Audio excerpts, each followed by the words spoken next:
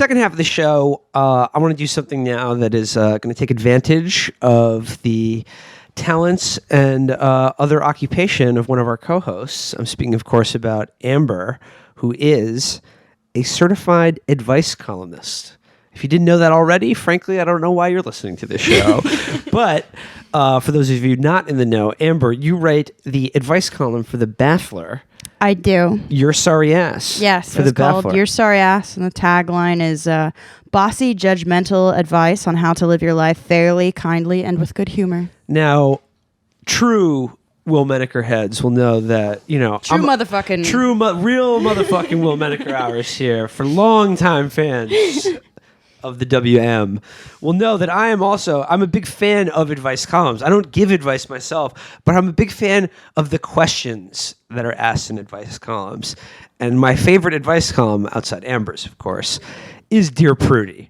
Dear Prudie, that's my special little treat whenever I go to slate.com. Oh, it's great. I need to see that. I envy the Dear Prudie questions because I mostly get reasonable people.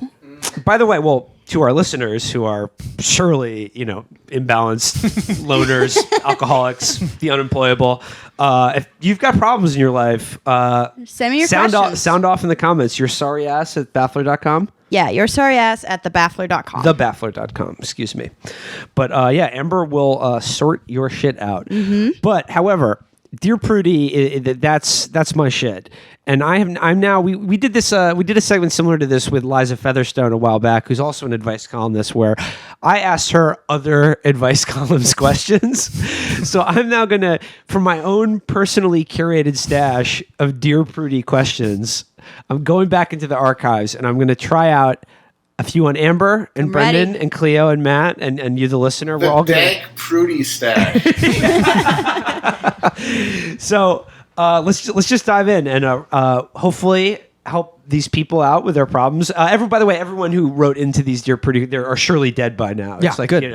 But they can't be helped anymore. Or they're not real. I will say, my column, I do not invent the questions. Ooh, okay. So that's a gauntlet thrown to other. Yeah, I'm just saying. Some of advice these columns. things you read them and you're like, oh, come on. But who knows? Maybe you, the listener, have a similar problem with a loved one, relative, spouse. Invariably, these are always the source of problems in our life.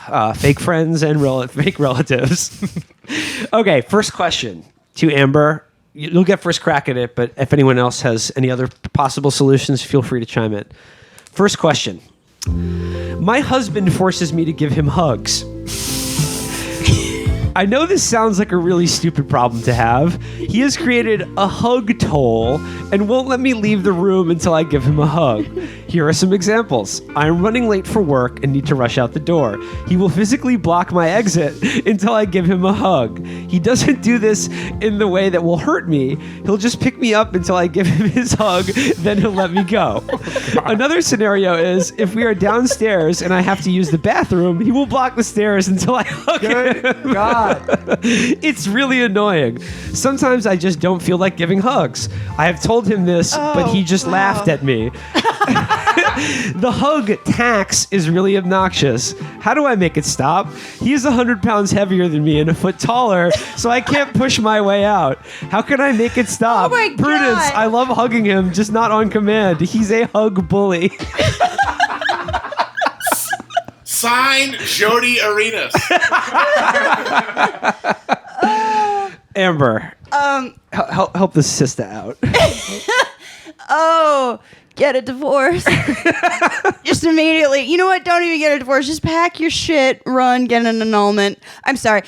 Will knows this about me because I am the first person of any friend group to tell you to quit your job. Mm-hmm. I'm also the first person to tell you to end your relationship. Just quit life. Skip town. Change your name. Dye your hair red. Maybe look good as redhead. That's my advice for everything. But yeah, I mean, like the fact that at the end she's like, he's bigger and stronger than me. I can't fight him. It's like this person is this is a very soft assault. like that's very not okay. I would, I guess. I mean, I know this person is long dead. or never existed They've at been all. hugged to death. Yeah, yeah. They literally had a constriction related injury that killed them after 3 days when an embolism popped in their brain. Yeah, I mean that's the thing. No one's allowed to demand affection of you when you don't want it. That's a good rule of thumb, I think, in relationships. Yeah. But like, I just love the idea of like stopping you from going to the bathroom until you give a. Also, until you give a don't hug. hug someone when they have to pee. That can Yeah. Just really pee on him. bad. Just pee on him, you know? Like, if he's stopping They're you. in the animal kingdom. That's how a lot of animals escape. But like, granted, when I read these Dear Prudie questions, of course, my answer in my head is always get out of divorce, get out of this relationship. That's the answer to like all of the questions. But like, let's say you don't have that cheat code of divorce. Like, what would you tell this lady? How would you talk to her hug bully husband? Yeah, I think I would say, look, you are not allowed to demand any kind of physical affection of me. These things have to be mutual. Otherwise, obviously, I'm going to start resenting you, and I'm not going to want to give you any affection at all. But therapy is underrated. No. But Cue a Dennis Prager two-parter column Yeah, I was gonna saying say. what you do when your wife won't let you hug her. That was one of the most depraved things we've ever read. That's Oh still, my that's still the God. most awful thing. And we've it's ever read on the tangentially show. related to this. Go back and listen. I think it's episode 16 or 14. early. It's early. Go back to SoundCloud. Dennis Prager's face is on it. He's playing an accordion. And listen to it because we read his truly repulsive, disgusting column about basically how you should be able to command your wife to have sex with you at any given moment. And also, Yeah. he makes clear in that column, it doesn't really matter if she's into it or No, not. it's dark. explicit. It's like- very dark. okay. yeah, I mean, I wouldn't want listening to to. this interview or listening to this question, it's like, man, it's so easy to be an advice columnist. One word, taser. Okay. Do it once, you'll never have to do it again. Okay. Let's move on to another another marriage. Let's just take a peek through this keyhole. Here we go. My husband and I have been married just over a year. He is a hard worker and keeps busy doing little chores all the time. We've been running into a frequent problem lately, and it happened again this weekend. We were at a family vacation house, and the lawn needed to be mowed. It is a normal-sized yard, kind of big, but not a field or anything. It took him 5 hours to mow. 5 hours. He was riding a lawnmower and went over it a zillion times. I weeded the flower beds, but around hour 3, I started losing my patience. We were on vacation. I thought that mowing wouldn't take all morning and some of the afternoon. Bitch, you suck at vacations. He didn't care if it did. He thinks I'm a jerk for complaining about him helping. I think he's a jerk for unilaterally deciding to use up 5 hours of our weekend You're without clearly talking to both me jerks. about it. So where do we go from here? We're still frustrated with how it went down. What is this? How do I answer this? You're both insane people. Okay. I just like the idea of this is why I love Why advice was she columns. fucking weeding the flower bed on vacation? She could read a book or whatever. But what I like about these advice columns is that they give you these kind of like this keyhole view into just the desperate misery of other people's Yeah. relationships. and Well, and I love the idea of there's just so him. many unanswered questions Yeah, too. It's like yeah. maybe he has obsessive compulsive disorder. Right. Maybe he just wants to get the fuck away from her. Yeah. So he's just going on a little joyride on the riding mower. That's just such a weird. I'm sorry. I'm stuck on. I spent 3 hours weeding the flower Right. bed on my vacation. Like it sounds like you're both Amish or something. It sounds like they're What both. is this Protestant vacation you're taking? It sounds terrible. It sounds like they're both just desperately avoiding talking to each other Yeah. or doing anything together. And it sounds like you don't like each other, I just love the which image. is a larger problem. I just love the image of this guy robotically circling this lawn on a riding mower for 5 hours. What if he's like replaying all the horrible scenes in his head from Iraq? You have to sort of take it, the word of the person writing into you. Yeah. But most of the time, you're really just like walking in on an Edward Albee play Oh God, yeah. with these like just people who hate each other, and it's like, oh, you're just trying to drag me into your hell. Oh shit. Yeah, and I mean, people don't usually actually write for advice because they want advice. It's because they want someone to give them permission to do what they want to do.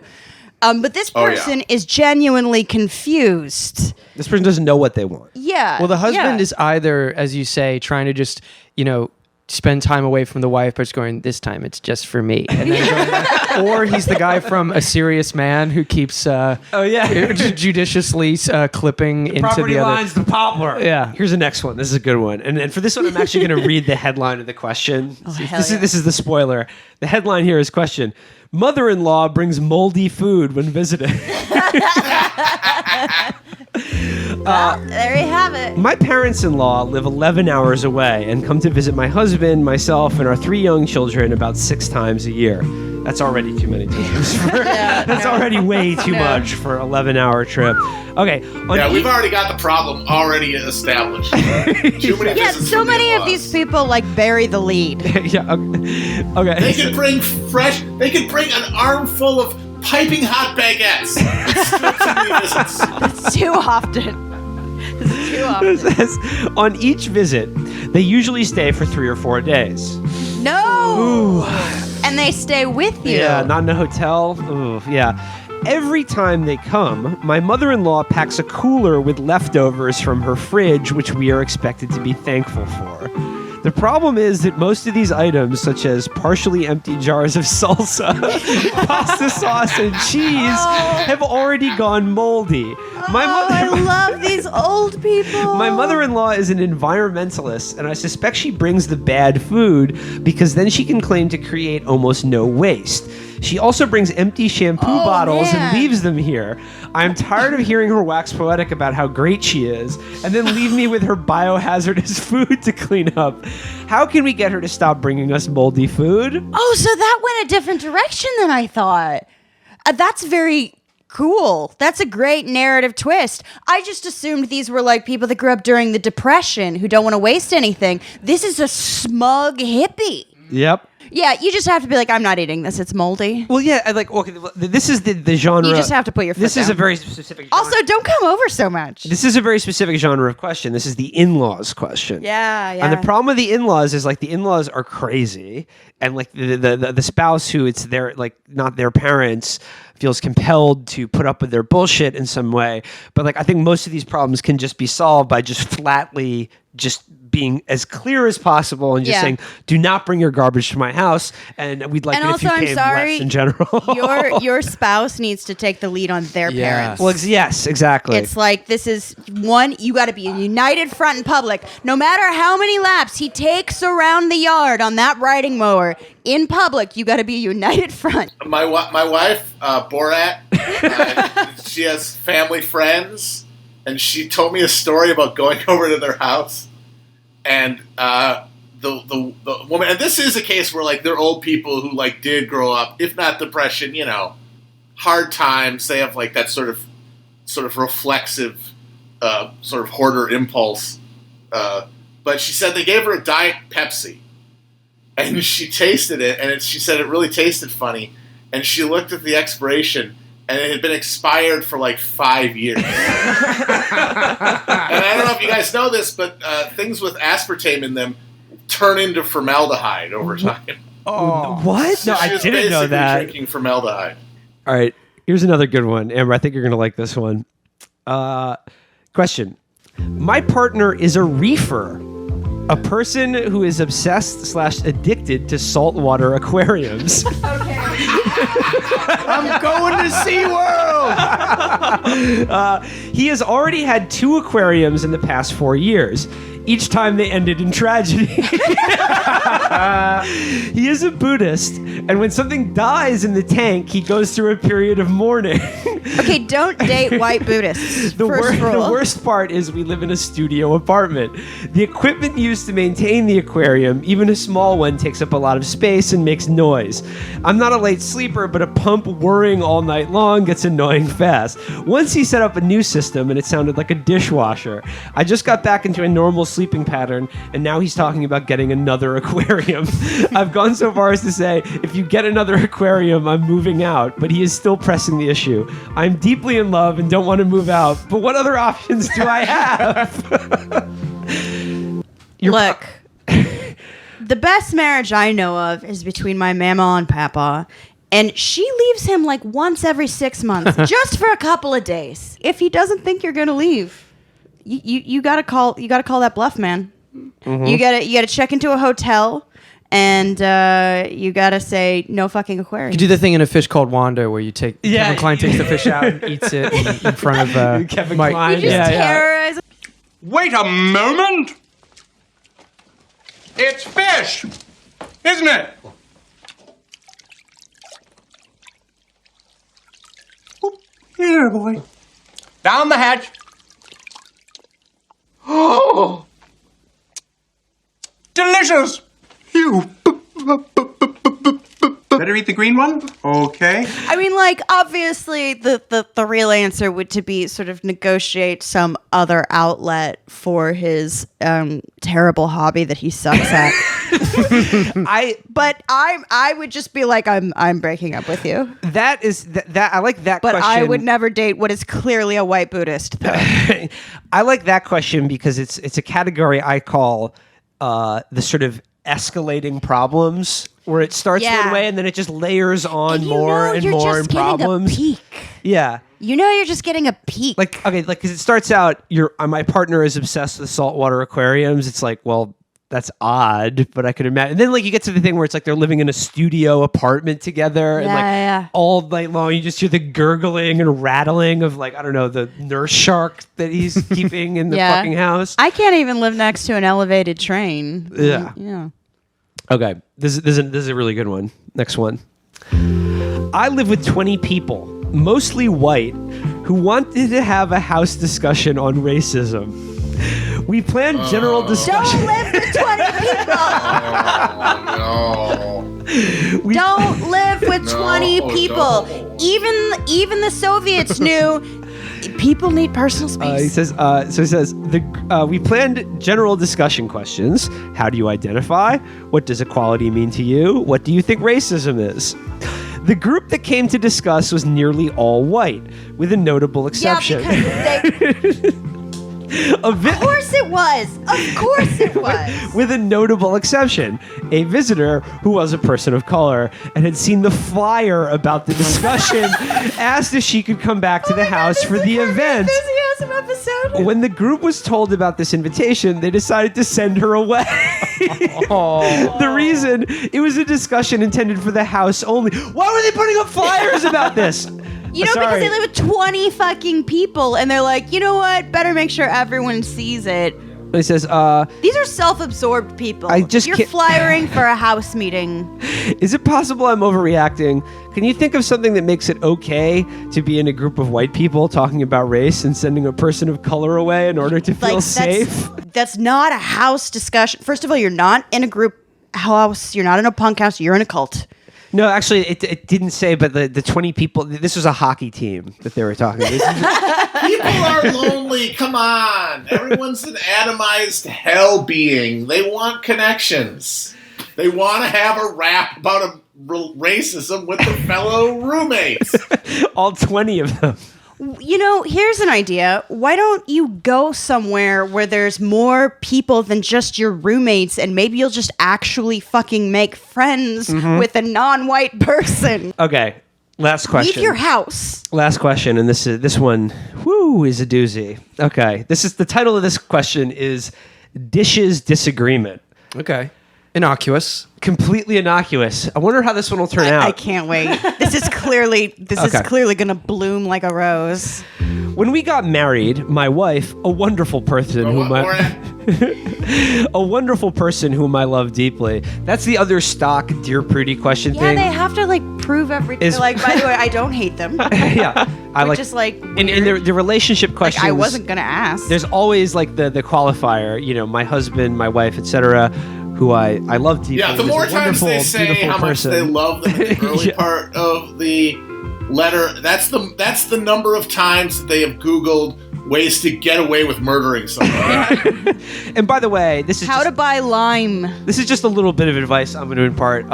You can't actually hire a hitman online. They're all undercover cops. They're all cops, people. Come on. Yeah. Unless you are already a member of like a well-known organized crime association, like you're not going to hire a real hitman. In which case, you know what? Be a man and kill your own wife. Okay, so let's see where this one goes. So she's a wonderful person whom I love deeply. They agreed on a household division of chores that has worked pretty well until recently. One of my tasks is to wash the dishes, and she'll gather the things in the sink when they're dirty. It turns out, however, she's convinced that anything our 1-year-old son touches is consequently filthy.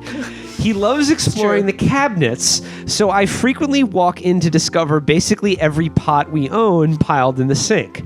After an argument about whether this was necessary, I installed child locks on the cabinets, but that's only made things worse, as she now assumes that any cabinet she finds open, for example, because she forgot to close it while cooking, has its contents rifled through by dirty fingers. Rather than wash every pot we own almost every day, I started simply waiting until she was somewhere else and then returning the unused items to the cabinet. When my wife realized what I was doing, however, she started pouring bacon grease on everything so there could be no disagreement about whether it needed to be washed. I think this is incredibly obnoxious, and she just insists that she's making sure that I do my job. Oh, both of us are really annoyed. How do we de-escalate? Sorry, I gotta do one more. Okay, but first of all, there is no answer to that question. Those people are both crazy. Yeah. Well, I love the idea that she's obsessed. Like this is like again, like the germ of the thing that isn't discussed is that his wife believes that their 1-year-old child is contaminated. Yeah. That was just yeah. like, I thought It's just like anything. I they're would say, like, yeah, I mean, get the child things on because they stick their hands down their diapers. They're disgusting little creatures. But, like, I think it's fine if they have. Why are the cabinets left open if there are the child locks? Something doesn't add up. Yeah, too many questions about this one. My advice for them would be to read the pamphlet that's put out by the U.S. government. So you gave birth to a David Cronenberg baby. You know what? That's actually the practical solution to problems of human frailty. Just kill your kid. yeah. Problem over. You heard it here first, folks. Sorry, one more. I gotta do this one. This is the best one. Dear Prudence, I moved in with my girlfriend 7 months ago. We are so happy together. And after 4... I can't wait. We are so happy together, and after 4 months of blissful cohabiting, I proposed to her. We've planned the perfect wedding and cannot wait for that special day in 9 months.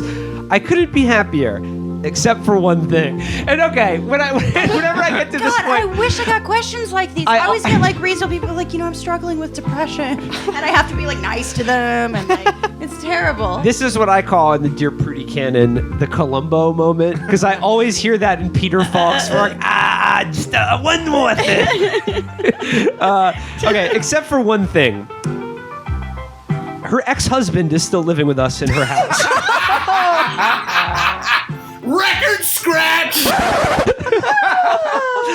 They've been divorced for a year. You're probably wondering how I got into it. They've been divorced for a year, and he's been living rent-free in her home ever since. She is also paying his car note every month. She says that she feels sorry for him and that he is only working part-time. I admire her so much for her gracious spirit, but I just don't want to live with her ex-husband forever. It's her house, so I don't really feel like I have a say in the matter. Am I out of line for not wanting to share a home with this man, or is there a good way for me to bring this up with my future bride? He spends all of his money on podcasts. A particular one. He says Incredibly. he says he would move out, but for neoliberals. Oh, that's amazing. He's like, I don't know. Am I being pushy for not wanting to live with my fiance's boyfriend? I don't know. I feel weird. The word cuck gets thrown around a lot. Actually, yeah, no. I mean, like that's not her ex-husband. That's her boyfriend. He didn't get divorced. She just demoted him. No, but like again, like this one, just like so many of these questions, just cry out for just direct confrontation. Yeah. And just not sparing anyone's feelings. Why Just do I like, get these questions? It's funny to imagine them like planning their wedding together, and the ex-husband's like, "Oh, maybe you should." He's like, I don't know if those flowers would be good for spring. definitely chicken and salmon. Also, he's gonna be the maid of honor and my best man. She already volunteered him. Am I being an asshole about Yeah. this? So Oh, I wish I had Dear Prudie style questions. Just start taking these. No one will know. again, that email is your sorry ass at thebaffler.com. Please bug Amber if you have problems in your life anywhere near as funny as Dear Prudie's readers Just do. juice it up a little. You know, Yeah. whatever your problem is, Just knock lie it a up little 5 bit. yeah, percent. you know what? Like, here's the thing. I don't make up my questions, but if you embellish, I have no way of knowing. There we go. So, again, advice Amber. And I promise when I actually write my responses for the job that I have that I take very seriously, I'm not as stoned and drunk as I am right now. And you will give good solid advice. Yeah, I take- you I won't take you it very won't actually seriously. you won't tell anyone to kill their child. I will not. Okay. All right, guys. Till next time. Okay. Well, let's do some Prudie. Yeah. Let's close out with some Prudie. You know, Amber's back. You may remember a few episodes back, we used our real life advice columnist to answer other people's problems. So Send me your questions for my advice column at your sorry ass at the Baffler. yeah, but we're gonna give you a preview of some of the advice you could be getting if you were emailing Amber. Now these are all real Dear Prudie questions that I have sourced from my Dear Prudie cellar, where I keep all of the finest Dear Prudie letters that I've collected over the years. Okay, first one. Question: can a 13-year-old sleepover party be secretly filmed by the parents? Is this Dylan Baker's character? Is this Kurt? I mean Kevin from Dallas. Oh There we go. God. There we go. My son, age 13, went to a classmate's sleepover party where they were rowdy and told off-color jokes. He was a bit contrite afterward, as his best friend apparently told him he was the loudest and his jokes were the worst. We didn't receive any complaints from anyone's parents, though. His classmate now has told my son that the mother used a nanny cam to film the party and has threatened him to show the recording to the school's administration so they can see how he really is. Who is this cop? My son is very good at school and very proud of his reputation with teachers, so he's quite distressed. I told him his classmate is likely lying, as no parent in his right mind would nanny cam a 13-year-old boy's sleepover. And even if they But did, you don't gotta be in they your right mind to become a parent. they most certainly wouldn't tell him. This didn't seem to give him much comfort, as I also told him that privacy laws would protect him and his friends from being filmed without their and their parents' permission, much less show the film to someone else. But I'm kind of wondering if that last part is true. Anyway, should I approach the other child's parents to bring the matter to light, or is this something I should let my son manage himself? Yeah, my advice would to approach the parent and be like, hey, your kid is just being weird and you're not actually a psychopath, right? I would go up to them holding my camcorder and be like, I'm filming you. You do not have the right to detain me. You do not have the right to detain me, and tell them that my son is a sovereign citizen. Yeah, I think Felix has got it. Yeah. The other parent, it could be Kurt. It could also be Robert Blake's character from Lost Highway. Yeah. Is your name? I'm filming you right now. Yeah. All of your off-color jokes at your sleepover party. I'm there right now. Call me. Next Dear Pretty question. Now this one, not as funny as a headliner question, but this is a Dear Pretty question in which the questioner reveals more about themselves than any problem they're addressing. It's not really the problem, it's the person writing the letter. Okay, question. The headline is, "A few paws too many." The writer says, I live in an apartment complex geared toward young adults, college students looking for a quieter environment, grad students, young professionals, and a few young families. Last year, the young woman across the hall lost both her parents in a freak accident, and her little brothers were sent across the country to live with family. She already had one, admittedly, very well-behaved and well-trained dog, but she took in both of her parents' dogs. There is a 2-dog limit that I was informed was strictly enforced, but she apparently appealed for special permission given the circumstances and received it because one of the dogs is elderly. I feel bad for her circumstances, but it's been a year and she still has 3 dogs. So apparently the elderly one wasn't that old after all. She seems to be. There are rules. she Kill seems. your dog. Yeah, what dog looks pretty spry there. Am I legally justified in killing this dog? That's how. She seems to be a responsible pet owner, but I think it's unfair that she has 3 dogs and will for the foreseeable future. I think she used everyone's pity for her family tragedy to get around the rules. Would it be wrong of me? Would it be wrong of me to complain to the building management? Okay. Dog cop should be evicted. Yeah. Yeah. Like, everyone, I'm against witch hunts except for this one situation. well, I like Find how- this man and make him live somewhere else. I mean, I just like how I was expecting there to be, and the dog's starting to take my paper or Shit everywhere, But it's yeah. just Yeah, like yeah. there's no issue whatsoever. He just doesn't like that there's an extra dog. This is running just a around. person who. He just thinks it's unfair. He's just a fucking tattletale. He's He's- just a fucking yep. hall monitor. Yep. Exactly. The answer to this person is that, like, you are the problem here. Like, the dogs aren't bothering you in any way. It's just eating away in your nasty little soul that somebody is gotten away with something. You're an and you ugly can't little tattletale stand for who's it. mad at a person who's, what did he say? Quote, using her family tragedy, Yeah. unquote. Like, you know what? I bet she killed those parents just so she could have 3 dogs. Yeah. All right, here's the next one. A couple of months ago, a family I was slightly acquainted with moved across the street. They adore our children and often invite us over. I like them enough to have an occasional coffee with them, but the problem is that 2 of them are chain smokers, which makes their house smell like an ashtray. Smoking in this country isn't as stigmatized as it is in the United States. At first, I hinted politely that the smoke bothered us, and they were obliging enough, but they seemed to think moving across the room to smoke or opening a window would suffice, which doesn't make much of a difference. I suggested spending time outside at our place, but they seemed to take my rejections very personally. They are members of a marginalized minority, and I'm afraid they are making assumptions about Yeah, why we smokers. don't want to spend time at their place. Which is kinder, to keep on making excuses or to be upfront about the fact that no amount of scented candles will make the air inside their house breathable to us? First of all, totally agree. Persecuted minority, the smokers. The only N-word left in America is nicotine. But yeah, no, fuck this guy. The smokers are right. Also, I'm sorry, send your kids to hang out with the smokers. Who cares? It'll Yeah, make who them gives stronger. a shit? They'll be cool.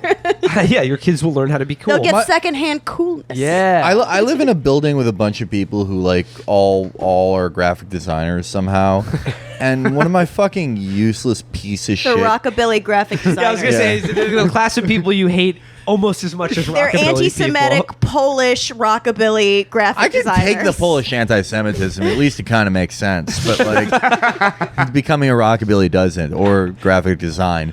But one of them fucking yelled at me for throwing my cigarettes like into the road, like into the streets, and said she could smell them from her apartment, which is just, that's fucking insanity. That's just middle management authoritarianism. Yeah. And I think that smokers Also, like- your kid being around fucking secondhand smoke once a week is actually fine. I'm sorry. Yeah. It really is. I think smokers should they should be like the African National Congress, and instead of trying to ease our way into freedom with the with the tyrannical majority, we just have to be radical With and the terror. throw our butts into people's windows. Yep. Smoke everywhere, only smoke inside.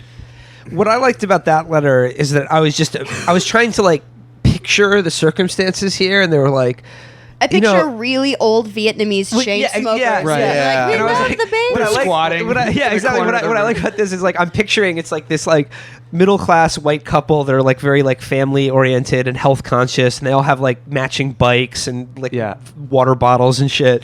And they're like, we're friends with our next door neighbors, but the next door neighbor house is just like a storefront hangout for like the Chinese triads. Yeah. And they're all sitting on milk crates playing mahjong, chain smoking cigarettes. All Mahjong. that. I'm sorry, mahjong.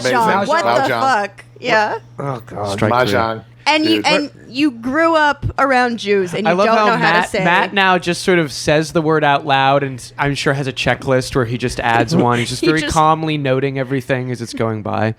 I just want the viewers to know that I hear them. Every one of them, I hear them, and I quietly judge.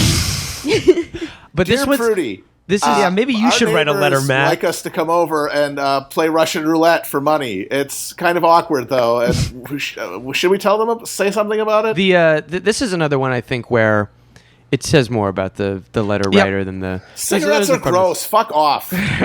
Dear It's Prudence, a- I know fucking- everyone's cool, but cigarettes are disgusting and they smell like shit. And if you don't smoke Kids and smell have like smoke around shit, you, Matt. They smell like shit. Yeah, they're it's literally- fine. You throw them in the bath afterwards. It's fine. They're covered in candy and fucking They snot all the have jam time. hands. I don't know. I think They literally don't learn to wipe well until they're like 6. I'm not kidding. I personally also kind of think people who smoke indoors in their house are kind of gross. no. I think Yeah. they're cool. Absolutely. It's gross. They get the fucking yellow curtains and shit. It's disgusting. I don't let anyone smoke cigarettes in my house, but also literally who cares? You want to raise kids that are exposed to the world. That means they're going to know what secondhand smoke smells like. Also, didn't he say they smoke by the window? They're not like blowing smoke rings or doing bong rips in their little face. Well, that would be cool. Bong rips are awesome. All right. Next letter. This is another letter that reveals more about the letter writer than any problem. Dear they Prudy, have. there's been a horrible accident on my submarine. Hear me out. Dear Prudy, I've been tricking a travel photographer into thinking that he's in the deep state. All right, here we go. This one says, Dear Prudence, I was born on the same day at the same hospital as a woman who has now been in my social circle for 28 years, though we are not particularly close. This has always posed a logistical problem when we try to celebrate. We either plan separate birthday parties, which is inconsiderate toward friends who have to choose, or plan an event together, which isn't fun for me because she has 5 siblings who make a big deal about her gifts and her cake, while my family is smaller and doesn't get all that excited about birthdays. This year, I am particularly unhappy because for the second time, I've received an invitation to a surprise party for the other woman thrown by her sisters. I am very upset at the thought of spending my birthday at a party being thrown exclusively for someone else. And the last time I attended her surprise birthday party, I left early and cried on the drive home because it made me feel so overlooked. These feelings have been building since elementary school when her mother would bring birthday cake and balloons to school and our birthday was completely focused on her. I can't throw my own party that day without putting our mutual friends in an awkward position. I am wondering, do I need to gracefully accept the invitation and grin and bear it? Or can I tell her sisters I am not coming because I don't enjoy going to someone else's birthday party on my birthday? If her birthday were any other day, Holy I would happily shit. celebrate with her as I do like her, but I find her family's birthday fervor upsetting. I imagine this Oh my adult God. woman, like at the final that scene in 16 Candles, like all by herself, Yeah. sitting on the kitchen table, being like, "I'm the birthday It's girl. not my party, and I'll cry I'm if I the want to. birthday girl." Well, okay, this is one of those things where I have to be like, Holy shit. DJ, run that back to the Yeah. beginning of the letter. It says, who has now been in my social circle for 28 years. This woman is at least 28 years old, Yep. and she's upset that her birthday cake is She's being definitely ruined. older than that because no one has a social circle as a baby. Yeah. This is a Probably woman in her 30s. late 30s. Who is mad about She's not compl- being the only birthday girl. By the way, I share my birthday every year and have with like 2 other people, and I feel like that's what adults do, and you just bring everyone out to a bar. Or, as I did this year on my birthday, fell on a Thursday. Not cool. A lot of people were working. Sure. Just delay the birthday. Have it on the weekend. Have You it don't- on the weekend, Actually, yeah. it doesn't actually be on your exact birthday. You know what? Also- Because no one knows. They don't know. Also, like when you're older than like 13? yeah, about 13, like there is really no difference between your birthday and any other party. Like Yeah. really? Like what the fuck? Like in her circle, this is like Hobbit social customs. Yeah, like this they have a is special insane, wish yeah. that's granted to them every birthday. And this fucking woman's in her mid 30s and she still thinks it's a special day. This is how people become alt-right. Yeah. I feel so fucking reactionary you know right what? now. This I am so fucking against snowflake. I'm against the Enlightenment. I am against all fucking individualism. All modern This is architecture. fucking Western awful. culture Yes. has become degenerate. Holy fuck. Your yeah. avatar is a statue now. Yeah, I'm gonna be a guy named like Dark Goku, who like gets a bunch of Roman bullshit from wiki quotes because this upsets me The so Romans much. only had one birthday party. You had to Yep. kill a slave. Yep. Yeah, No cake. Yep. I feel like I kind of sympathize with this letter writer because as long as I've been alive, I've had to share a birthday with the actor Antonio Banderas. And I feel like there's yeah. always Overshadowing that stupid you. gif of him. Yeah, know, doing the backup. Yeah. Yeah, that shit. Also, why is she? What is the deal with people feeling obligation to go to parties they don't want to go You're to? in your 30s. You can Yeah. beg out of anything You now. can yeah. literally say, "Oh, I'm in my 30s. My body's falling apart. I can't, Yeah. you know." say that you were recorded telling rude jokes at another party. And have to deal with it. Okay, one last one. Yeah. that's Okay. good. Okay, here we go. This Oh, is I'm the so question here is upset. women on a guy's weekend. Okay. Okay. Oh. Okay, here we go. My husband and I socialized with another couple that we met at a meetup about 1.5 years ago. 6 months ago, the husband invited mine on a guy's hiking weekend. In the 6 months leading up to it, it was discussed often and always as a guys only weekend. On the car ride there, my husband found out that some men were bringing their wives. I am furious at the couple for lying to me. I wouldn't have Hand in wanted the box house. I wouldn't have wanted to go, and I wouldn't have been upset that my husband was going, but I do think it's a huge lie considering we talked about it no less than 10 times in the months leading up. I expressed my anger after the weekend and got a half-hearted apology from the husband, and basically that they see it. It said that they basically see it as a guys' weekend because their group doesn't bring their wives.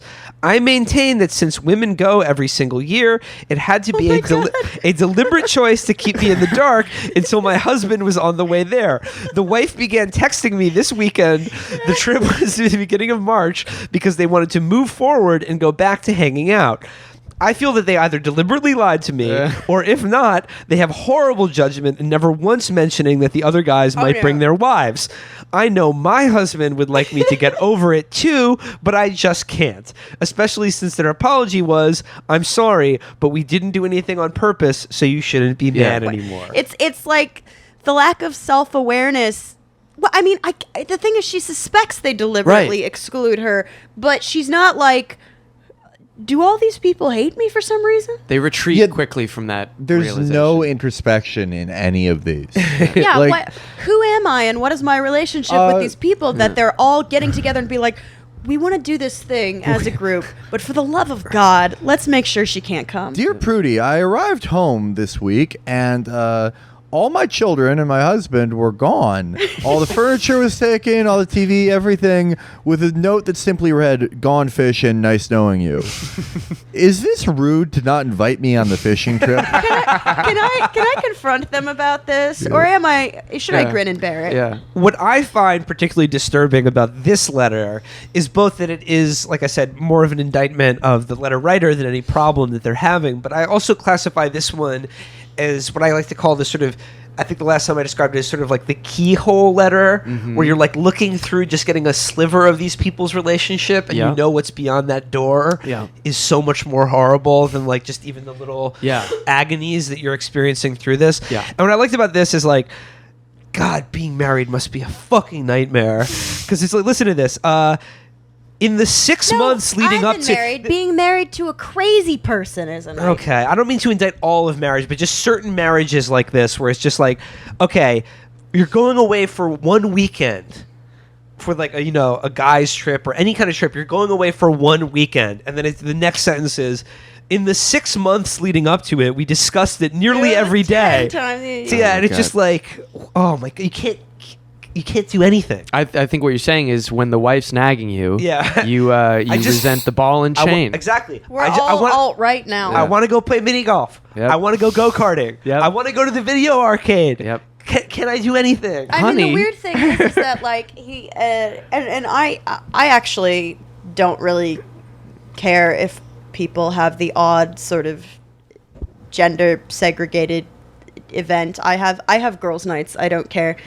Gender is a very big experience, and it's nice to have moments with people. My friend told me once that his friend, who was married very unhappily, one time he DM'd him, my friend, and it's just said, "I just got done with work. Can I go to Wendy's?"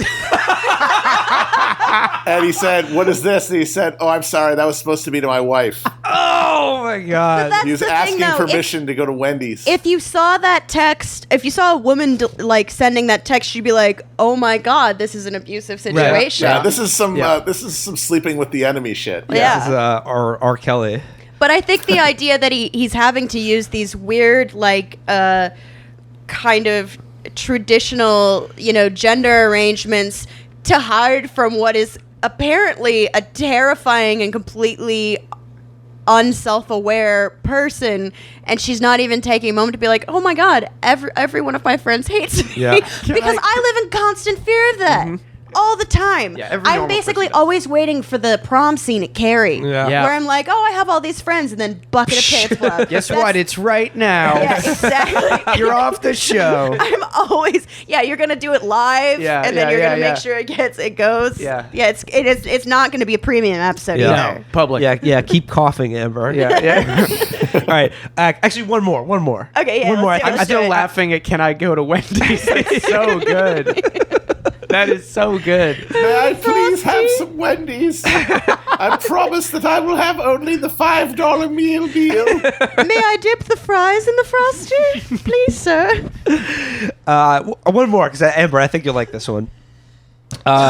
Dear Prudence, my wife and I were elated to find out we're going to have a daughter. We decided to discuss names last week and gave ourselves hell 3 yeah. days to prepare our ideas. I spent a ton of time on this and even put together a presentation with each name and the reasons I like them. I chose some What, like important. PowerPoint? Yeah, like a stack. no. They call those I a hope it stack was like now. a TED talk, and Yeah. he had like a wireless mic. In a wireless headset, pointer, yeah. Okay, so I spent a ton of time. I chose some important family names and some special names from literature and the arts, all of which I think would be beautiful. My wife showed up with a few names scribbled on the back of a grocery list as if she hardly even cared. Also, her ideas were trashy, misspelled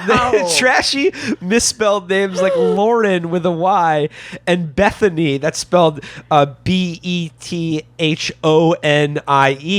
and 18th century presidents' names like Madison, Taylor, and Polk. Polk. And it's a daughter. It's a daughter. Okay, if you name a girl Polk, she's getting polked all throughout high school. Oh, hey, oh. And I say this as an Amber, speaking of trashing names.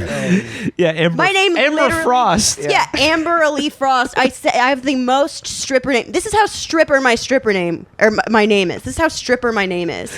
My stepsister actually is a stripper, and I had some friends like call me at 2 a.m. drunk, being like, "Oh, we're at the place where your sister works. What is her stripper name?" And I called my brother, and I'm like, "What's her stripper name?" And he goes, "Oh, let me check. Apparently, she goes by Amber." Polk. Amber Polk is the only more trashy name than Amber Frost. I'm kind of on the Polk, letter writer's Amber- side at that point. Amber Polk, yeah. No, never mind. Scribble- Polk's manifest destiny is to get herpes. But scribbled on the back of a grocery list. Okay. He goes, I was so disappointed in my wife for not taking this seriously, as I feel it's very important. Honestly, this episode has me questioning the foundation of our relationship, let alone raising a child together. Hell yeah. Obviously. I love that this bitch is pregnant. Yeah. And She's like, carrying you work the a child. Little hard. She's probably like vomiting every Yeah, morning. yeah. You know, struggling to like balance her fucking caloric intake. Everett says on the back of a grocery list, which implies that she's still doing the shopping. She's still doing the the shopping Yeah. for herself. She's like trudging And the around family. exhausted. Well, someone has to write the letters. Yes. Yeah. I was on her side until I heard Polk, honestly, but now I don't know. So he I goes, definitely don't think they should have a kid either way. Yeah. obviously, I can't just leave now because I'm committed to the child. Hell Oh my god! Okay, she needs to leave him, have that baby, name it Crystal with a K and a Y. Yep. But how can my wife and I get past this major red flag in our relationship?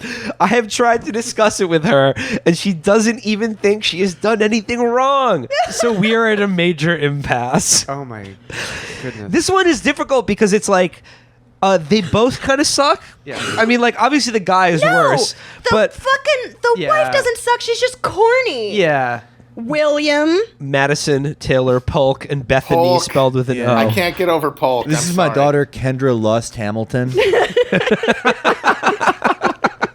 Alexis Texas Jefferson. As someone who comes from like ridiculously trashy names, here's the thing about names: they really don't mean anything, and like so many of them are purely aesthetic. Yeah. And they're all fucking culturally dependent. Yeah. And this person is like a weird fucking snob. And if he can't articulate, like, okay, I understand that you think these things sound pretty, but they read a little trailer. Uh-huh. Did If he he can't say that, Did he give any examples? I'm making of the fun of the names? corny names, but yes, Brendan, you rightly point out, we didn't get to know, like he said, Yeah. names from Yeah, what are his literature. fancy I ass guarantee you literary Hermione names? was one of I them. want to name her Threnody. Like, Yeah. no, it's Finnegan. all, Paul Maudib will be the name of my child.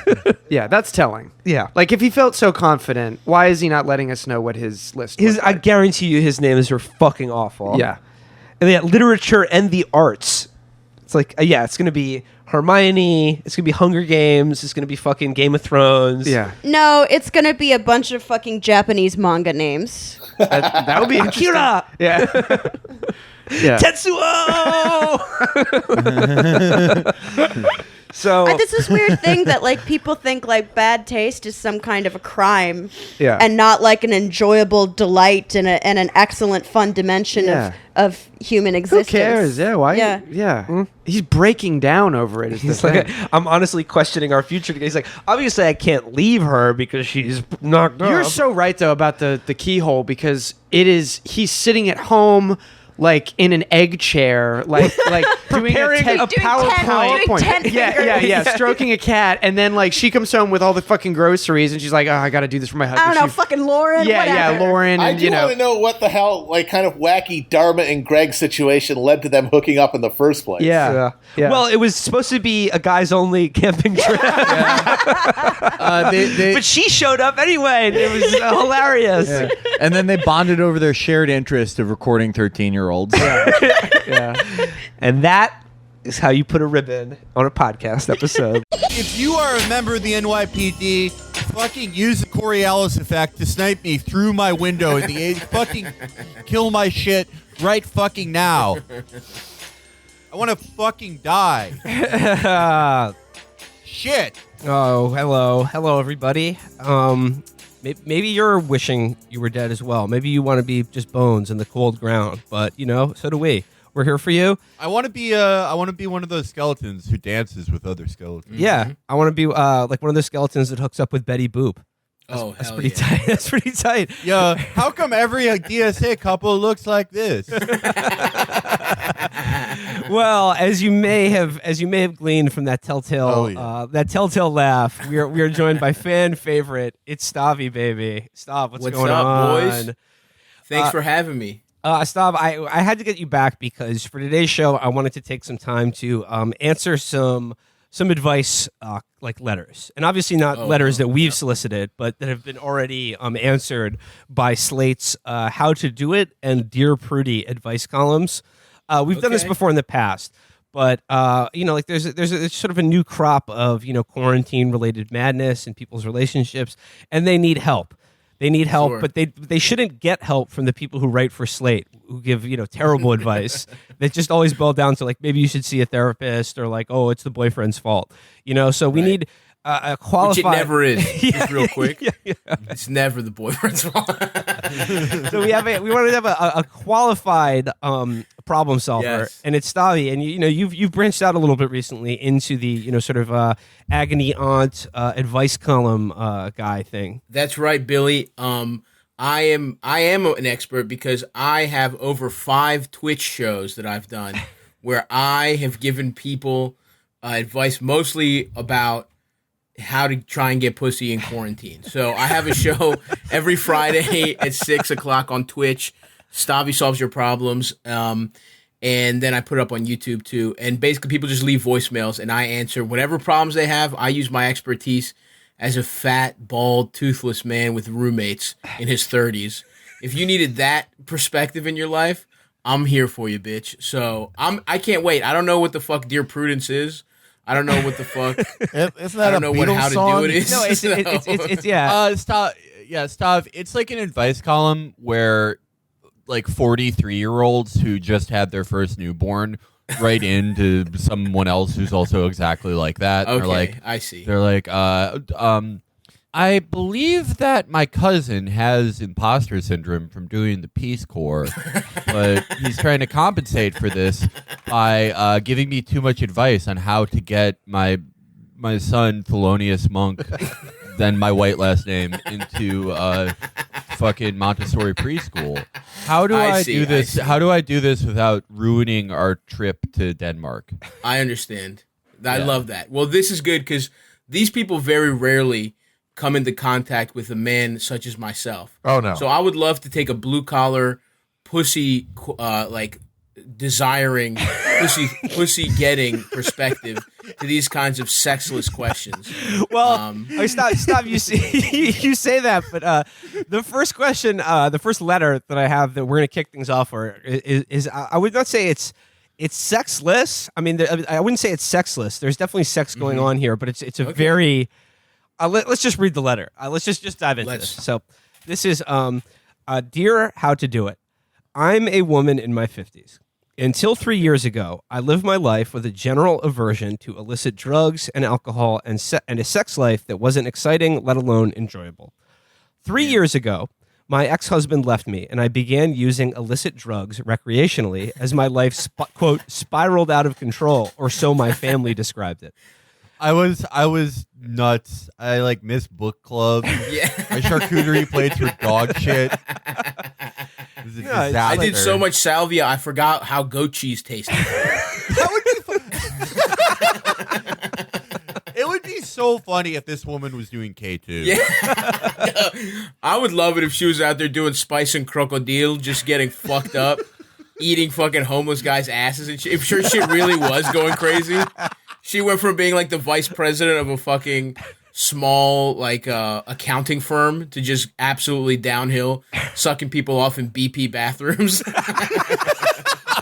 Unfortunately, yeah, it probably was just some lame shit. But Yeah, go ahead, Will, it's I'm just sorry. it's just like a spiraled out of control, or so my family described it. See, again, like if she had sought better advice, I'd be like, that's just called becoming cool. Being cool. Yeah, being That's cool. getting fucked. Yeah. That's awesome. Yeah. Getting stuffed for the first time in your life. So she goes, Yeah. although others were very judgmental of my behavior during that period, I personally found it incredibly liberating. I was able to safely discover things about myself that were important to me, and I really valued having the sense of freedom that came with it, particularly when it came to sexual expressiveness. During that time, I discovered aspects of my sexuality and fantasies I hadn't previously recognized. A few months ago, I started a more stable relationship with a man, Boris, who was understanding of my past and supportive. Respecting that Boris seemed disinclined towards my safe drug and alcohol use, I stopped that behavior. However, secretly, I've continued to long for my past alcohol and drug use because of the sexual liberation it gave me. And secretly, I've started indulging in one of my fantasies. I keep Boris's ejaculate in my mouth, discreetly spit it into a kitchen glass, then, usually the next morning, I use the dehydrator and spice grinder to dry and grind his semen into a fine powder. I later ingest the semen dust using a straw to snort it. I realized this is strange, but I was What the fuck? Holy shit! Sorry, fuck. What? Okay, finish, Will. Oh my god. She's like fucking Tony Montana at the end of Scarface, but with a pile of cum dust on her desk. I fucking love her. Okay, I hate her, dude. Yeah, no, Shit. I'm gonna pause real quick, and I'm just saying, like, first advice right off the bat, it's always better to smoke cum rock than snort cum dust. You don't want to be, Everybody knows that. like Felix says, you don't want to be the Tony Montana of cum. You want to be the Alfred Molina at the end of Boogie Nights of cum. Well, I actually inject the cum in between my toes because I have a PO. Dude, Yeah, this no, then I'm addicted. I to cum got again. that cum patch, man. That's the best. I just cruise all day, go to the movies. It's awesome. So, I mean, You know, like everyone's been to a party where people are passing around pre-cum and smoking it. But when the cum dust comes out, that's when I get out of there. I gotta leave. That's my rule. Once the dust hits the fan, dude, I'm out of there.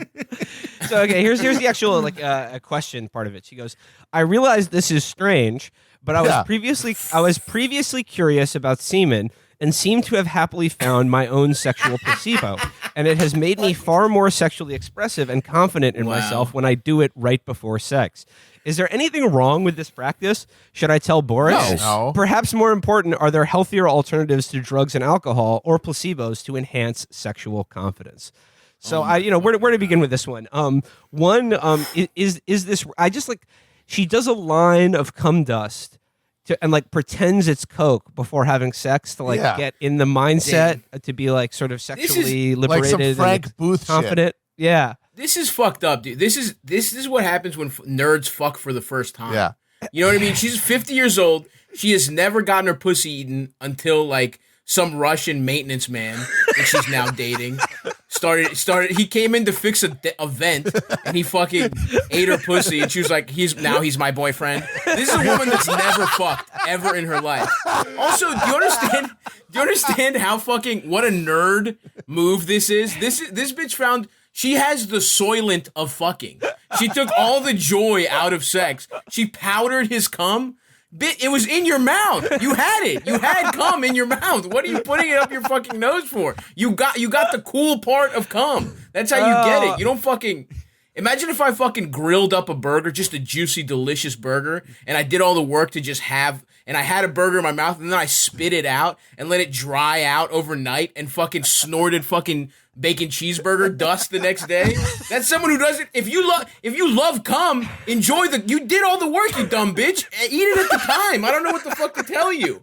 You had to fucking go do a science experiment to like cum more. Oh my! I'm fucking pissed. Also, I'm sorry. I'm sorry to just ISO here, but Go off. No, go ahead. a spice grinder. Imagine some motherfucker trying to make fresh coriander, trying to make a chicken breast, and he's got jizz on. Her fucking stepson is trying to go fucking paleo, puts a bunch of fresh herbs on his chicken breast. Now he's eating Boris's cum. He's eating a Boris cum stir fry. Also, think about being around this woman during allergy season. Imagine you're on the train and this bitch sniffs some pollen, and now you just got a facial from her boyfriend because you're sitting underneath her. I want to. I think this is going to be a debate show because, I hate to admit this, but the people who write to Dear Prudence, they're more from my socioeconomic background, right? Sure. They're so I'm going to be defending these people. Okay. I don't want to, but I believe I don't think I want to defend them, but they have the right to be defended. Okay, sure. I think of myself You like are a the public devil's defender. advocate. Yeah. Yes. Yeah, exactly. Cum snuffing So- devil's advocate. I'm not going to go into how convoluted it is. It is she clearly just wants to do blow again. Oh yeah. Yeah.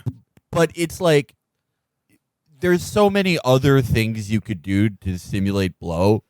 There's so like literally anything else. Like literally just cold calling people out of the phone book to get more cocaine. What she's fucking doing. Yeah. Okay, Dude, Okay, so I think she clearly had like a very dull life. Like the most exciting thing that probably happened to her before like her like doing what Ethan Hawke did to himself in Gattaca, but with Boris's cum. It was like, there was a book party where they had too much limoncello. yeah, for sure. Yeah, but this is, I think it's like generally harmless. Like if I found out that someone was doing this with my cum, I don't think I would feel like violated. I'd be like, well, that's like a weird thing to do with it, but it's like it doesn't. Really First of affect all, me. I don't give a fuck what you do with my cum. If you get it out of my balls, make jewelry out of it. I don't. You've done the work. It doesn't matter to me. Sniff it, snort it. As far as Boris is concerned, he doesn't fucking care, dude. First of all, discreetly, you think Boris doesn't see her spitting out his jizz into a fucking cup on the nightstand every night? She does this every day. You think he doesn't know it's going somewhere? That's what I love that she thinks this is a secret. Well, but what's the point? It's just like a nerd way to fucking consume jizz. That's my issue with it. Stop doing it. It's too much work. You're fucking up the spice grinder. Yeah, no, I'm gonna take a stab at like actually trying to give her advice here, and like the number one advice would be like invent a time machine and go back 30 years and like lead a more interesting life. Start doing drugs earlier. Start doing drugs earlier at like a normal time when people experiment with that shit. And now if you're looking to get that high, just do drugs again. Yeah, just do drugs. It's okay. You're 50. It doesn't matter. You are 50. You're past the point where it fucking matters. Like you're not gonna fuck up your life too terribly. And however, I'm sure. I can imagine Boris, like most guys, like you said, stuff. Once the cum gets out of the balls, it's sort of like, it's go with God, whatever. That's the world. Yeah, it belongs to the states now. However, I said, should I tell him? I mean, it's sort of weird. Like, I feel like the cat's kind of already out of the bag because it's hard to imagine him, nutting in her mouth, and she's like, hold on 1 second, and then just like goes to the bathroom and comes back, But and then there's lots of like very cloudy glasses all over the house. Yeah. But I would say really if it hasn't been broached yet in the relationship, take this to your grave. Do not tell Boris, for sure. Because Don't because of stuff, I'm now imagining him as like a Russian handyman, and I can imagine a guy like that getting very upset that you're stealing his cum and using it to make magic powder. Oh yeah. Let's be clear. Did you give it to any Jews? Did you give my cum to Jews? Like, let's be clear. Boris is clearly from one of those cultures where he believes that if you take the cum out of his body, you can make a tulpa of him and harm him spiritually. Yeah. And keep him out of Russian heaven, which is a big Radio Shack with all the electronics from 1998 that they love. Well, yeah, like he could subscribe to the theory that like when you nut, it's like the sperm are just tiny homunculi, and that she's killing them, and like for some sort of I gotta say, Do this to my sons. freezing cum and then grinding it up does sound like some Baba Yaga shit. That's true. Like you would only do that in a house where the bottom half is made out of chicken legs. If you put a thin circle of your own powdered cum around your shack, it protects you from gypsies for a whole season, for an entire harvest. I would caution her against, and like unless this is has to be brought up. I would caution against bringing it up because like you could get into a bigger argument about the creation of some sort of sperm golem. And and I just think like, look, if he's not bothered by it and you can do it like semi-privately, like, look, it's weird, it is strange, but it's not like I would not tell this woman to cease and desist immediately. If this is what makes her happy, I would just suggest that you just go back to doing cocaine or ketamine or something. For sure. And here's where I'll say, if you must powder and consume the cum, why up your nose? Like, it's not good for you. Boof it. Put it up your ass if you're going to do anything. And for the love of God, buy another spice grinder. You have to have one for cum. That is the one piece of advice I have to stress. Buy a second one for cum so you can have fucking barbecues without everybody tasting your boyfriend's cum. Tom, I was laughing about the idea of her son or stepson coming in, and he's like 15, and he thinks it's like a weed grinder, and he's like, bro, there's so much keef in here. They're rolling a joint with Bro, I'm gonna get fucking gone. rolling a joint with just the dry powder. Be like, yo, dude, yeah, we're about to fucking go through the Stargate right now, my dude. Yo. And like, and then like all his friends, they're like, yo, oh my god, like Trevor's got that fucking like that kill shit, you know, and like he just keeps going back to the spice, scraping out the spice grinder and giving it to his friends and shit. There's a lot of knock-on consequences of doing this, you know. Maybe just have like a separate spice grinder for the cum, or if you want to be a little bit more sort of roots, a little bit more crunchy, authentic, just have a nice little mortar and pestle. Yes, absolutely, dude. But again, then you have to have a second one from guacamole. You don't want, God forbid, dude. Okay. But I love it. Well, yeah, that problem well solved. All right. I think we solved Here's the that second one. The next one is not quite as outrageous. Find but a dealer. yeah, yeah. Yeah. I just get so nervous when I go to the cum dispensary. Like, all these cool. Your name's on a list, you know. I just would rather do it the old-fashioned way. Yeah. I'm just afraid about lying to my doctor to get the cum card. You know what though? I mean, like I feel a little weird about going to a cum dispensary as well, but it does sort of like it takes away the awkward situation of having to hang out with your cum dealer before he gives you the cum that you need in your mouth. You have to play video games with them. Well, listen, I just don't feel comfortable until we get every gay guy out of jail for selling cum in the 80s. I just don't feel comfortable going to a dispensary. It's all straight guys making all the money from the cum dispensaries now, you know. Oh well, shout out! I just think the true hero of this letter is that the unsung hero is Boris, of course. Of course, Like, he's the guy. for sure, dude. Factory. Boris rocks. He's the connect. He's the hookup. I'm the plug. I'm looking in the mirror, looking at the plug. I don't even know how my plug comes. All right, here's the next one. This one isn't quite as outrageous, but it's pretty amazing. And this is from the classic Prudy section. So this is an old classic. Check this one out.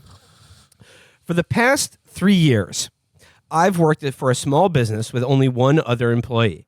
My boss, the business owner, has serious mental health issues and has made the job extremely challenging at times. She has picked on me occasionally in the past, but has currently turned her focus on my coworker. We work in a private office suite, and no one has access to it but the three of us. Our boss has her own bathroom off her office, and the other employees and I share a separate bathroom. While I was on vacation last month, our boss twice came into the employee bathroom and pooped in the shower, which no one uses. My coworker discovered it after noticing a strange smell and finally opening the shower. My coworker was so mortified and afraid of our boss that she didn't say anything. The poop stayed until the cleaning lady came in later in the week. The following week, it happened again. This time, my coworker mentioned the strange smell to our boss, who told her she was imagining it. Oh my god! That's Pip. That's Alpha. My coworker was then too scared to say anything else. Since my coworker started working at the office, my boss had been behaving more bizarrely. She has started leaving her own bathroom door open whenever she uses it. We can hear it and see her if we walk by. This is shocking bullying, but I don't want to quit because I'm making way more in this position than I will get elsewhere, and I have flexible hours. Is this a sign of dangerous mental illness? Should I flee? My coworker has already put in her notice. Yes, obviously. Dude, this lady needs to fucking rewatch the Michael Jordan documentary, dude. That's the way. That's what happens when you're around greatness, dude. Leaders. Different leadership goes different ways, man. And that if you want to be a part of this team, you're gonna have to deal with a little watching an old lady shit herself when you walk by to get your lunch.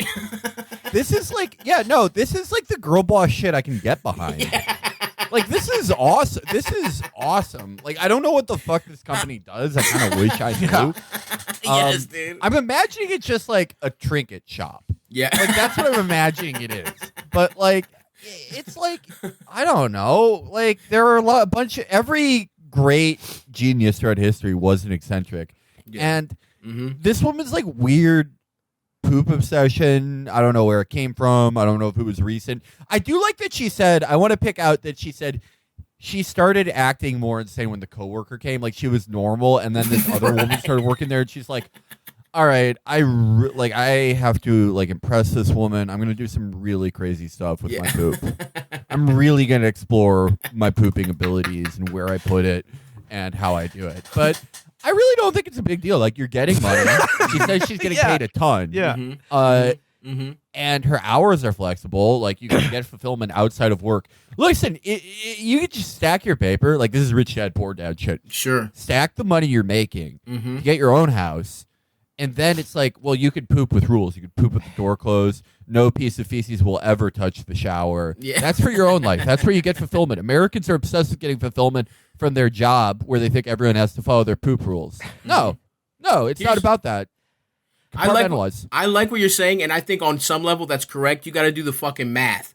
You got to fucking how much more am I making than I would at a place where my boss wouldn't shit in the shower versus what's the mental cost, right? There's a little bit of that. But also, I think there's a really great opportunity because the boss is denying this, right?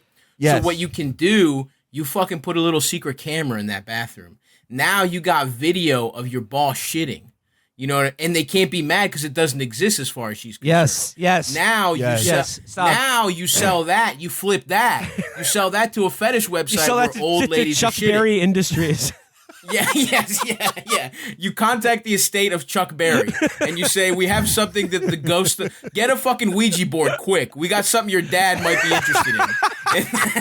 And then you see how many ghost dollars that tape of that lady shitting is worth. Stop. This is exactly where mine was going on this. It is about a cost-benefit analysis of like how much... That's right, baby. For good pay and flexible hours, how much shit in the office bathroom can you put up with? Right. Right? But like here's the thing that I picked up on. The fact that the coworker left the shit in the shower and made the cleaning lady take care of the shit in their shower like a week later, that's unbelievable. Do not. So like if shit in the shower is the problem, the drain is right there. Just get a good hot stream going. Aim it like sort of like angle the nozzle downward on the shit pile.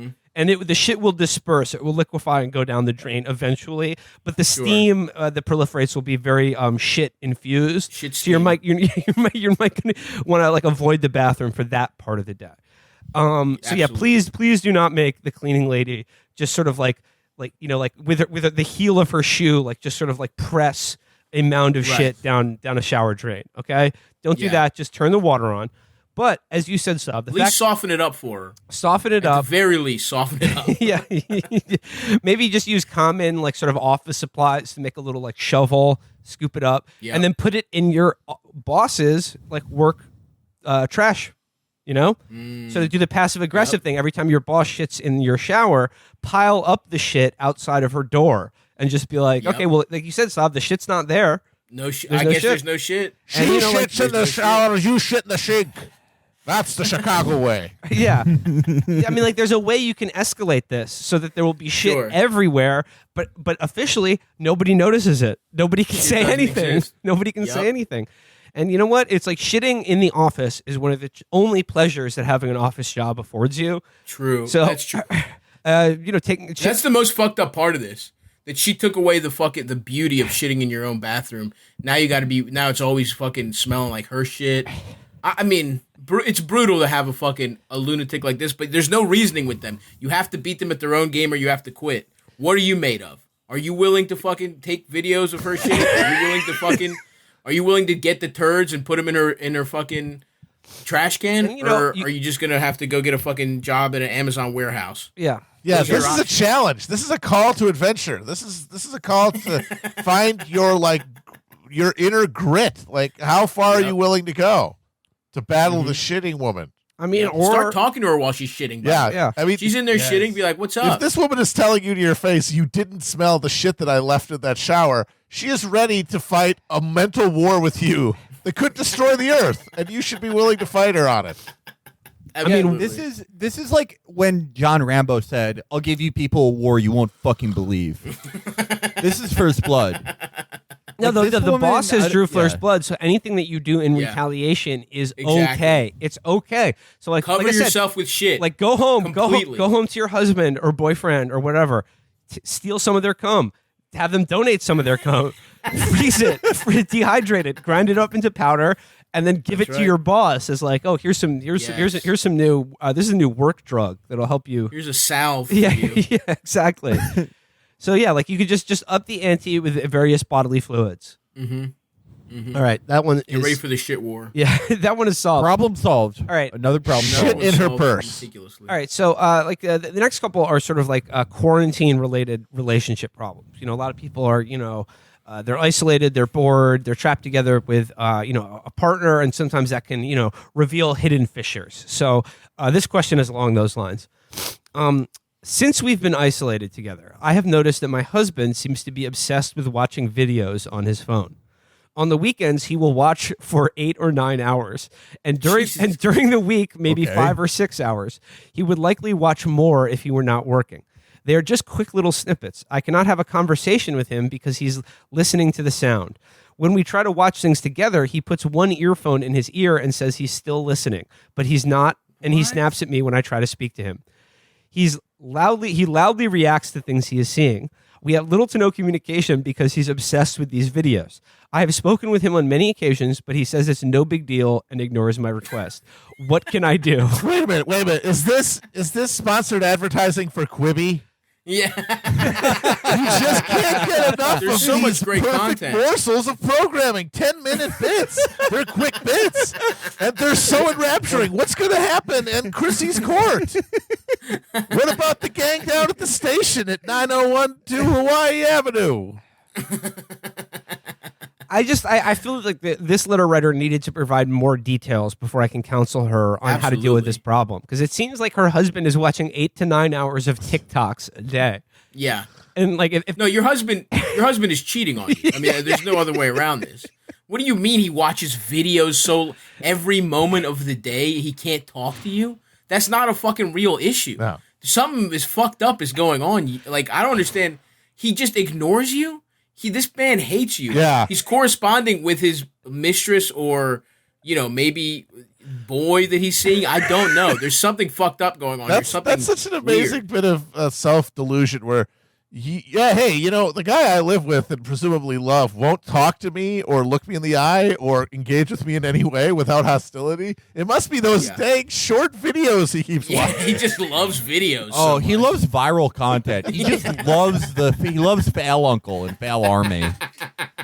Well, Phil It's Army like, is he great, would be listening to me and talking. He would be my perfect partner if it wasn't for Fail of the If it wasn't, Yeah. if we were, I don't know, if our anniversary hadn't fallen on Fail Friday, I think we actually could have gotten somewhere.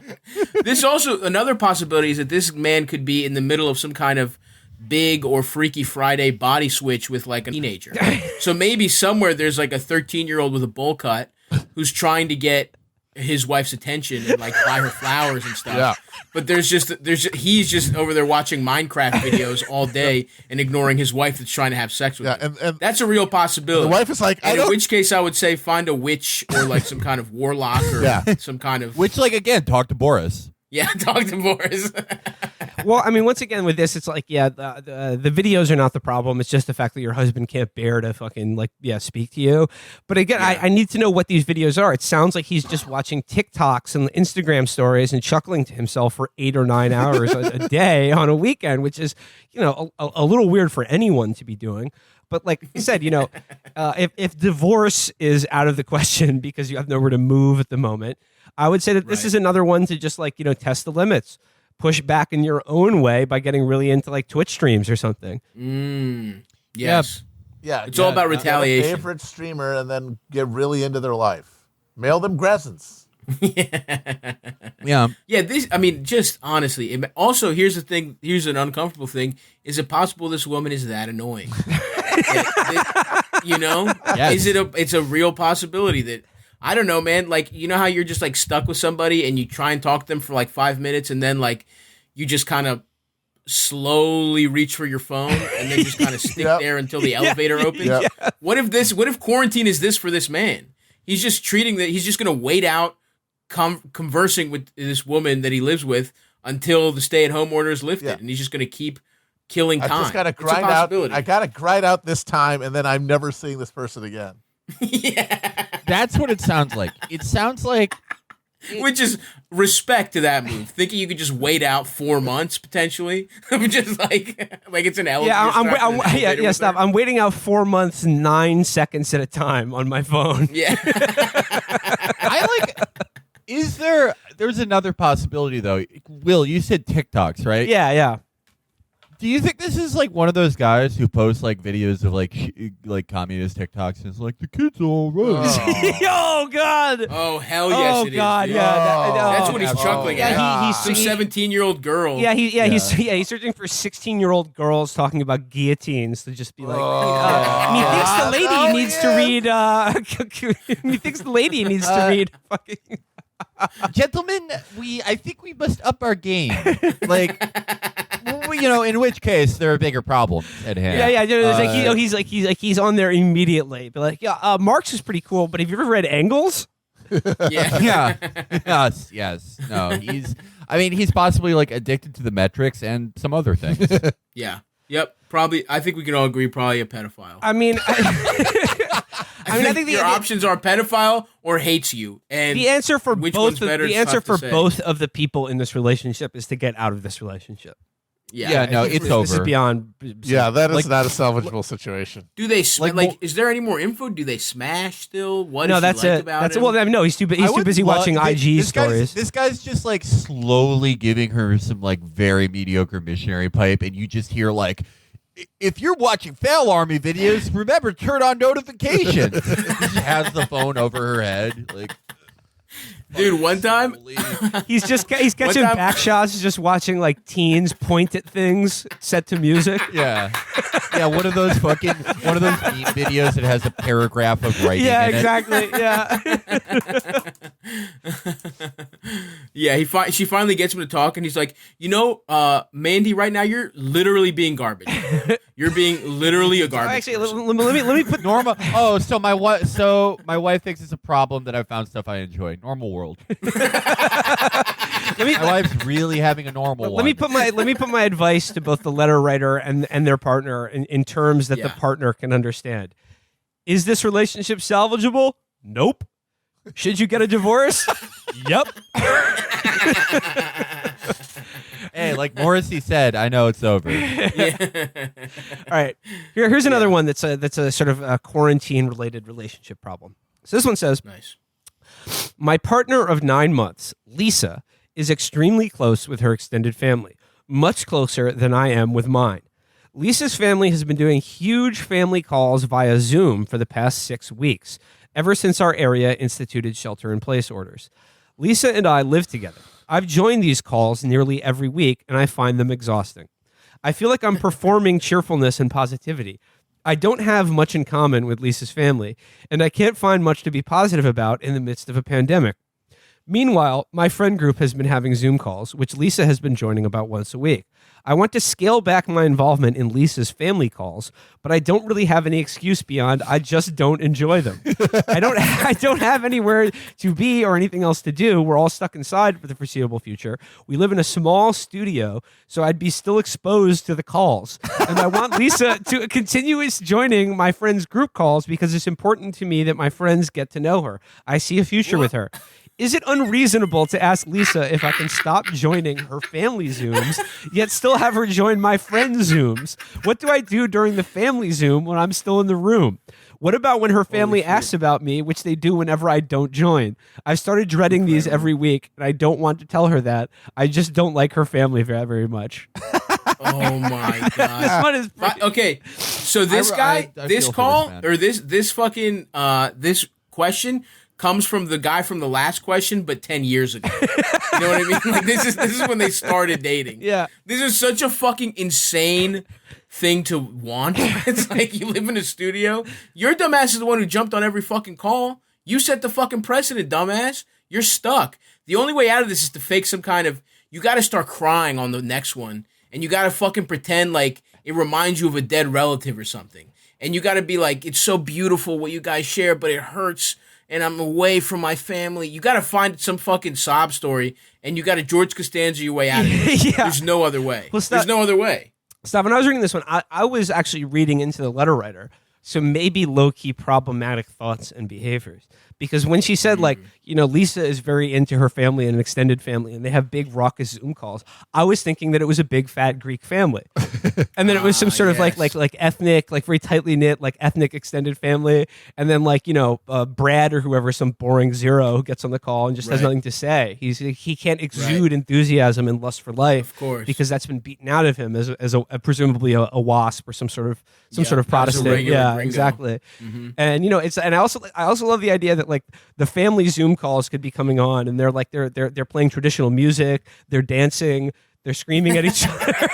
They're telling. Let me stop you right there, Will. There is no way a foreign family is spending that much time on a fucking Zoom call, especially not the dads. We're getting one weird. We're doing one. We're like, yeah, everything's fucking. Oh, it's so awesome. And then there's none of that. There'll be like a video chat every week, but this is guarantee you this is some fucking like Zoom calls that last every week is truly some like Connecticut type. That's shit. some white people. You know what shit. I mean? It's Yeah, all right. It's absolutely That's some mayo ass shit. Okay. Yeah, my it is family- mayo. Some cable My knit family- sweater ass shit. Yes. Okay. 100%. I'm feeling targeted. What if your family does 2 or 3 a week? Oh, Felix sweet. loves his That's whole sweet. That's family, sweet. fucking bitch. Roasted. I just what I love about this one though is I love the specter of him getting out of doing the family Zoom calls, but they're in some tiny shitty studio apartment where he's still besieged by the sound of a family loving each other. Like, bro, you're trapped, you dumb bitch. What? I don't get this. You're just gonna be. What are you gonna be playing? Fucking like your Switch 3 feet away from her while you listen to all of this? Yeah, this is the kind of deal where you just gotta suck it up and be an adult. You have to do That's part of a something you don't relationship. enjoy for a while. Once a week, it's not that big a deal. I also like the most bitch made thing to me about this comment as well. He's just like, I just can't muster any cheerfulness during a pandemic. Oh, fuck off, dude. Fuck Shut off. up. Like, Shut up! You're fine. You're fine. What are you? Are you? Don't one of lie those to fucking us. grocery Say that store- to your girlfriend. Don't lie to us. Yeah, are you one of those grocery store workers who's like exposed to it every day and getting fucking screamed at for $9 an hour? Or are you just like this annoying white guy who's like the emotional labor of performing cheerfulness? It's like, fuck up. off, man. I don't have enough spoons for that call. I'm sorry. Yeah, literally. What a fucking pussy. Yeah, shut the fuck up. I'm gonna make him do my family Zoom calls, which are a laugh riot, by the way. They're fun. I didn't know that was weird to do, but we do a lot. No, it's not weird. It's the sign that you have a good family that loves each other. Yeah, it's true. Like a bitch. Okay. Well, all right. Well, Fast and the Furious movies are about family. That's Diesel true. is a bitch in those movies. See, like coming from the sort of like my sort of more waspy family background, we do multiple Zoom calls a week, but we all get on the Zoom and just nod curtly at each other and then log off immediately. We have what? Oh man, my Zoom. I've missed a few because I've been had a tight recording schedule. This is us, but we're laughing. We're having a good old time. Live, laugh, love. Live, laugh, love. Yeah. And I'm I sorry, mean, and this coronavirus shit is no excuse to be a gloomy Gus. You know, unless you're digging Yeah. mass graves on Hart's Island or like a healthcare worker or an MTA employee or something like that. Like I take this all back if you're a fucking poultry factory worker. Yeah, That's been There's exposed. no way. If this lady's like, okay, I don't give a fuck if all your closest friends at the plant died and you have fucking chicken gizzards all over your face. We are going to play Quiplash with my family for the 4th time this week. I take it back if that's your situation. You can tell by the way he But talks if you're a about it. fucking graphic designer or a podcaster like us, which we know is not a fucking job, No, you can tell shut by the the way- fuck up and nod and You can smile. tell by the way he talks about it because we were all stuck inside together. He's just assuming, oh, of course, none of us have jobs that are necessary for the functioning of fucking anything. This guy needs to spend at least a shift before he can beg off of a family Zoom call. Small price to pay to be inside during a fucking deadly pandemic instead of out there dealing with the morons and the fucking viruses. You got to work at least one shift trying to fend off hordes of fucking ravenous fatties in front of fucking Red Lobster, like with one of the novelty oars from off the wall as they try to storm in and grab all the fucking Cheddar Bay biscuits. This guy is like, he just has one of those nondescript office jobs, and he's treating himself like that scene in American Sniper where Chris Kyle goes backstage side, Yeah. and his wife calls him, and she's like, "Where are you? Are you home?" And he's like, "Yeah, I just needed a minute." That's him for like making graphics for I don't know, fucking Viacom or some shit. All right, stop. You got. Also, there's no way this girl isn't much hotter than him. That's Oh, yeah. This is the fucking coddled behavior of a man uglier than his girlfriend, who's definitely because her family. I guess I don't know, but her family loved. She doesn't understand that people can take advantage of you because her family loves each other. So she doesn't know that this fucking piece of shit doesn't care about her and will leave her in 10 years. He will be trying to fuck teenagers off TikTok. Yeah. For sure. I wish I could talk to her. Get out. Is what Absolutely, I'm saying to this yeah. lady. Fuck this guy. I think people with tight families are often very streetwise. Stav's like Lisa, if you're there, get at your boy. I got some dust for you. Yeah, at Stabby Baby 2 on Instagram. Hit the DMs with the disappearing titty pic. All right, Stav, you got time for one more advice letter? Yeah, Okay. we can do a quick one. I Yeah, gotta here's a go quick one. soon, but yeah, I can do one more. There's one more.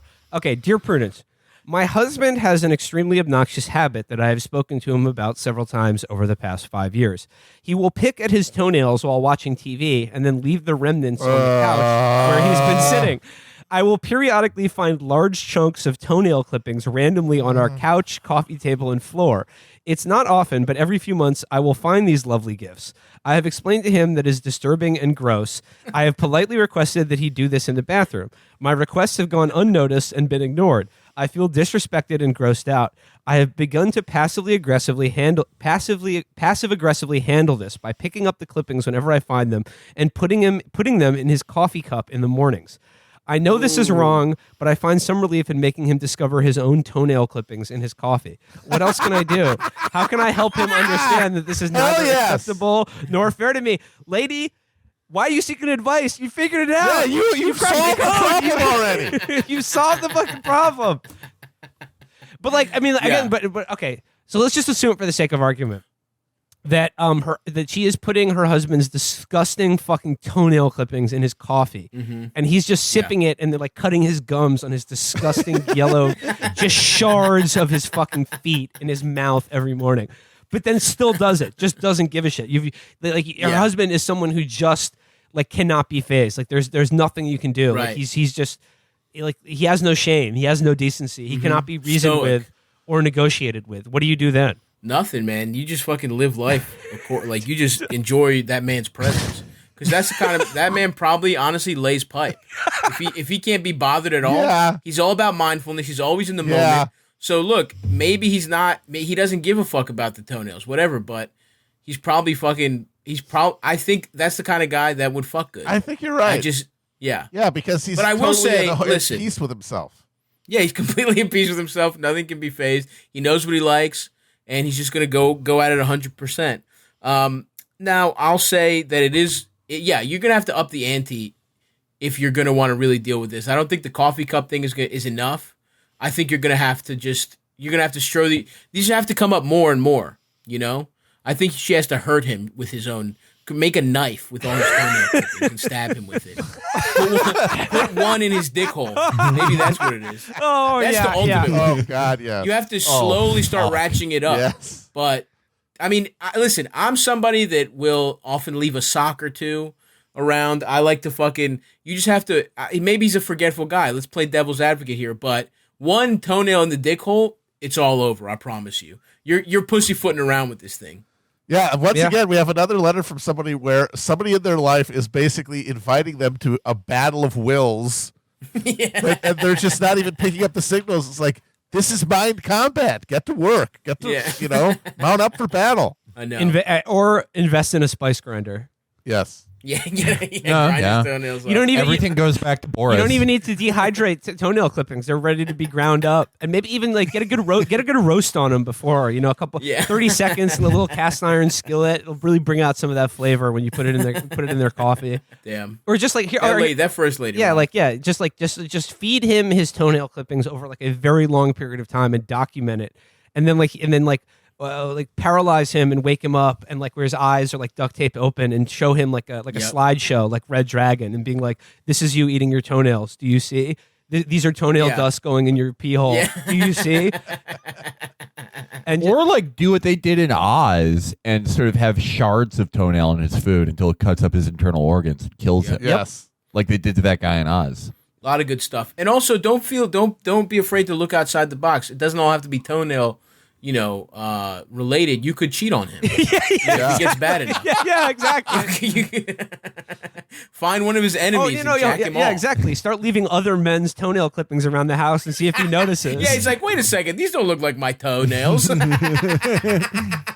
guy like this, by the way, like this guy is an alpha. He definitely has enemies. You have enemies if you stand for something in your life. This guy does. Yes. He has enemies. So yeah. Yep. Fuck those guys and clip their toenails. That'll show them. Well, Stav, thank you very much for stopping by. I think we've solved all these people's problems. I think we've added like a perspective that is sorely lacking from the entire advice giving genre, which is always women giving advice to other women and telling them that men are wrong. But like when we say the guys are wrong, like you can take that to the bank because it's credible. But 100%. This is just we're non-biased. We're just 4 handsome, young, money and pussy getters. That's so true. And couldn't have been put a better way. And listen, if you're listening at home and you want more of my personal wisdom without the fellas, please check out Stabby Solves Your Problems. I put it up on YouTube every Monday or Tuesday. We're still trying to figure that out, but it goes live every Friday, 6 o'clock on Twitch, twitch.tv/StabbyBaby. And this week, we actually have a very interesting perspective. We have my good pal Ian Fidance will be the guest. Excellent. So, that'll be Ian has led one of the most interesting lives of all time. Ian is half of the letter writers to Dear Prudence, actually. No, I have watched, and Stav, you've gotten your listeners you've sourced some very good questions. That The show is great. It's a true change of pace. I really love it. Thanks, man. Appreciate it. Thank you, boys. Unfortunately, I do have to fucking take off, but I have to go. I have to do my basketball pod. All right. But it's hilarious. I feel like I work more during quarantine. I'm doing like 3 times as much podcasts. Yeah, it keeps the brain off everything else. Yeah. Well, always a joy, Stabby baby. Please come back sometime sometime boys. soon. Thanks for having me. All right. Yes. Bye.